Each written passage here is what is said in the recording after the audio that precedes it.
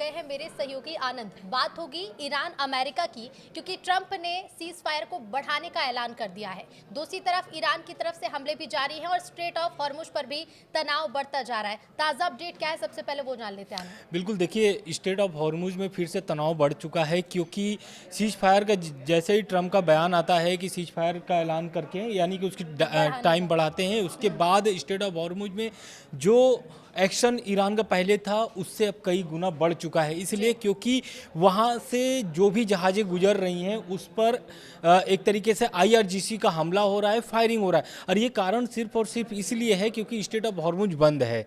और state of Hormuz बंद होने का कारण समझिए, पहला तो एक ये है कि अब्बास अराक्ची ने बयान दिया था कि स्टेट ऑफ हॉर्मुज खोल दिया गया है ना। उसके बाद आईआरजीसी का बयान आता है कि स्टेट ऑफ हॉर्मुज फिर से बंद कर दिया गया है। तो यानी अंदर खाने में भी, ईरान के अंदर खाने में भी, यानी कि आईआरजीसी और ईरान की जो सरकार है उनके बीच में भी तनातनी है।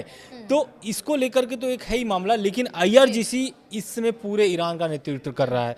इससे ये जाहिर समझ में आ रहा है, क्योंकि वहाँ पर अब्बास अराक्ची का भी बात मानी नहीं जा रही है। और यही कारण है कि आज जो हमला हुआ है वो ये हुआ है कि ओमान के नज़दीक एक कंटेनर जहाज पर हमले की खबर सामने आई है।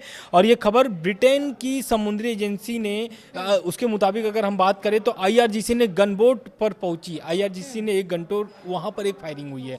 और अगर हम इस घटना को पूरी तरीके से बताएं तो यूके मैरीटाइम ट्रेड ऑपरेशन ने बताया कि ओमान के पास एक जहाज से जुड़ी एक घटना सामने आई है, यानी रिपोर्ट मिली है। इस घटना में ओमान के उत्तरी पूर्व में करीब 15 समुद्री मील की दूर पर हुई है। एजेंसी के मुताबिक कंटेनर जहाज के एक कप्तान ने बताया कि इस्लामिक यानी कि जो आईआरजीसी है उसकी जो जहाज है उसके पास से गुजर रही थी, और यही समय था जब आईआरजीसी ने उस कंटेनर पर हमला कर दिया। तो आप समझिए कि कोई भी जहाज गुजरने नहीं दिया जा रहा आईआरजीसी की तरफ से। साथ ही साथ जो टोल वाली बात थी तो उसको लेकर के नाकेबंदी की बात कही जा रही थी कि अब जो ईरान ने दो टूक कह दिया कि ब्लॉकेड हटाओ, उसके बाद ही किसी तरह का समझौता और बातचीत शुरू। बिल्कुल। और ये ब्लॉकेड क्या है? जो यूएस की नाकेबंदी है उसको ही लेकर के है। और ये जो बैठक नहीं हुई, बैठक होने वाली थी, ये बैठक कैंसिल हो चुकी है। इस बैठक को पूरी तरह रद्द माना हाँ, जाए? अभी टाइम नहीं, रद्द नहीं माना जाएगा, क्योंकि इसका हो सकता है कि शेड्यूल बढ़ा दिया गया है, टाइमिंग बढ़ा दी गई है। फिलहाल के लिए आज जो बैठक, कल जो बैठक होने वाली थी उसको लेकर के ये था कि आज बैठक होगी। आज भी ये बैठक कैंसिल नजर आ रही है, यानी कि अब बैठक कब होगी ये ईरान तय करेगा। अब अमेरिका तय नहीं करेगा, अब ये ईरान तय करेगा कि इस्लामाबाद में बैठक कब करनी है। और इसको लेकर के मैंने कल भी एक वीडियो बनाया था हम लोगों ने साथ में कि ये जो बैठक होगी, इस बैठक का पूरा पहला एक यही मांग है ईरान का कि पहले आप जो नाकेबंदी है उसे हटाइए। लेकिन कल एक बड़ा दावा भी ईरान ने किया था कि नाकेबंदी को तोड़ दिया है ईरान ने, उस पर भी जो नाकेबंदी अमेरिका ने की थी उस पर भी हमला कर दिया है। तो क्या वो दावे फिलहाल झूठे माने जाएं या फिर किसी तरह का असमंजस इन दावों को लेकर? नहीं, झूठे इसलिए नहीं माने जाए क्योंकि उस पर ट्रंप का एक पोस्ट भी था। ट्रंप ने कहा कि ईरान ने सीज फायर का उल्लंघन किया है। तो कहीं ना कहीं वो खबरें सही थी, और खास करके ईरान ने दावा किया है ये।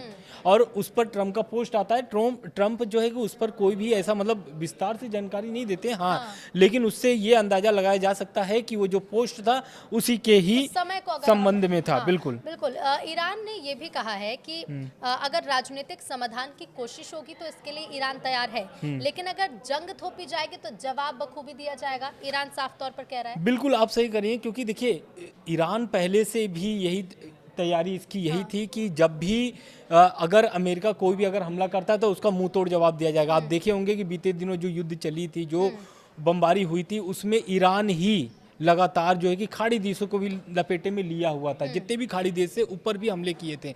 तो अब इसका ये मतलब निकलता है कि जो अब ये अगर अमेरिका की तरफ से कोई भी अगर एक गलती की जाती है तो उसका पूरा भुगतान मिडिल ईस्ट को यानी कि खाड़ी देशों को तो करना ही पड़ेगा, साथ में इजराइल को भी। इजराइल पर लगातार हमले किए जा रहे थे ईरान की तरफ से। बिल्कुल। और क्योंकि ट्रंप के जितने भी बयान अब तक सामने आए हैं, ये बयान काफी महत्व रखते हैं। अब ट्रंप ये कह रहे हैं कि ईरान खुद नहीं चाहता कि स्ट्रेट ऑफ हॉर्मुज बंद रहे, ईरान चाहता है वो खुला रहे, क्योंकि अगर वो बंद रहता है तो ऐसे में ईरान को आर्थिक नुकसान झेलना पड़ेगा। बिल्कुल, क्योंकि देखिए वो खबर को हम अगर जोड़ा जाए तो जो अभी कार्गो विमान उनके जब्त किए गए हैं उसके संबंध में बात, क्योंकि उसी संबंध में ट्रंप ने एक पोस्ट किया था, उसमें ये बताया था कि $500 मिलियन का नुकसान प्रतिदिन ईरान को हो रहे हैं। तो उसको लेकर लेकर के ये अंदाज़ा लगा रहे हैं, ट्रंप ये जो दावा कर रहे हैं इसी से अंदाज़ा लगा रहे हैं कि ईरान खुद चाहता है कि स्ट्रेट ऑफ हॉर्मुज खुल जाए। तो क्या स्ट्रेट ऑफ हॉर्मुज खुलने के लिए ये जो ट्रंप का दावा है या ये सही है या गलत है? क्यों? क्योंकि अभी तक वहाँ से कोई भी जहाज़ गुजर नहीं रहे हैं स्ट्रेट ऑफ हॉर्मुज से किसी भी देश का। हाँ, तो खास करके अमेरिका जो सहयोगी देश है और अमेरिका का जो जहाज है वो तो कतई वहां से गुजरने नहीं दिया जा रहा है। बिल्कुल। जेडी वेंस के जो दौरे को लेकर बात कही जा रही थी उसका क्या अपडेट है आनंद, उसके बारे में भी बताइएगा। क्या ये दौरा टल गया है? फिलहाल कुछ दिन के लिए माना जाए कि किसी भी तरह की बैठक नहीं होगी और अभी फिलहाल कोई समझौता नहीं होगा। बिल्कुल, देखिए ये जो बैठक होने वाली थी इस्लामाबाद में, इसमें उपराष्ट्रपति जेडी वेंस का जो पाकिस्तान दौरा था फिलहाल के लिए टल गया है।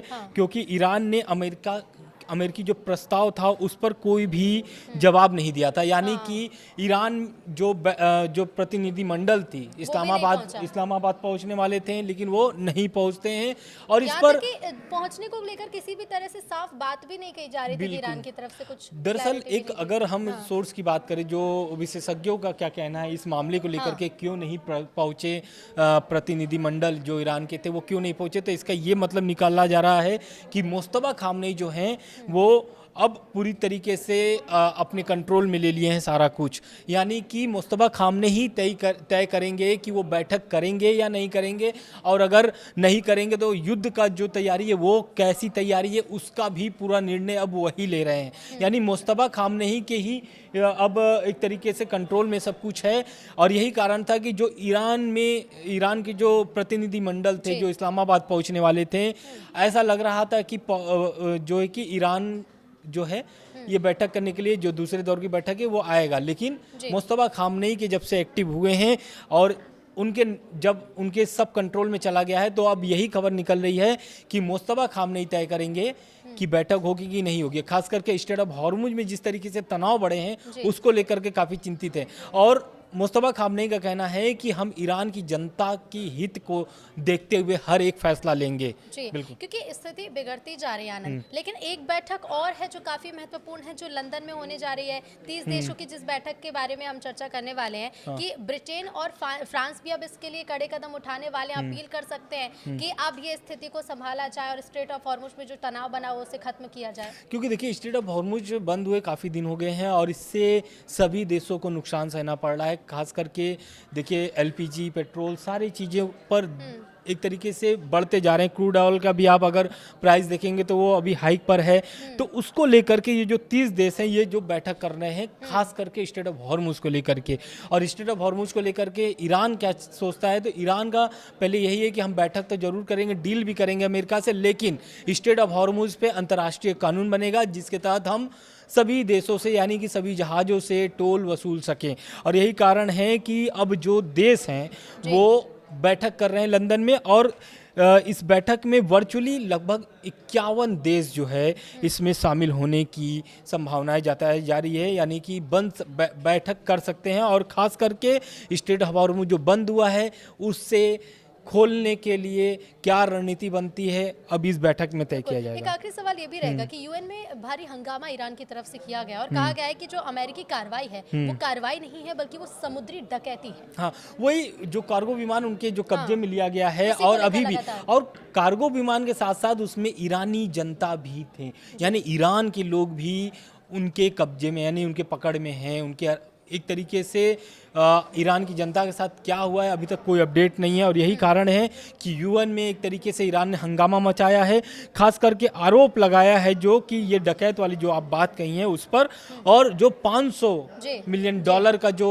नुकसान का दावा कर रहे थे ट्रंप, उसको लेकर के भी एक तरीके से कड़ी निंदा ईरान ने किया यूएन में। देखना यही होगा क्योंकि दोनों देश अपने अपने दावे कर रहे हैं, एक दूसरे पर आरोप भी लगा रहे हैं और साख की लड़ाई जिसे हम कहते हैं ना, और यूएन में एक शर्त भी रखा है, मांग भी रखा है ईरान ने कि जो जहाज उनके कब्जे में है उसे तुरंत छोड़ दिया जाए और जो चालक दल है उन्हें भी तुरंत रिहा किया जाए। बिल्कुल, जब देखना होगा कि इन मांगों पर क्या विचार किया जाएगा। फिलहाल इस्लामाबाद की बैठक को लेकर तो कोई अपडेट सामने नहीं आया, लेकिन लंदन में होने वाली बैठक में क्या फैसला लिया जाएगा इस पर सबकी नजर होंगी। बहुत शुक्रिया आनंद आपका जुड़ने के लिए। नमस्कार।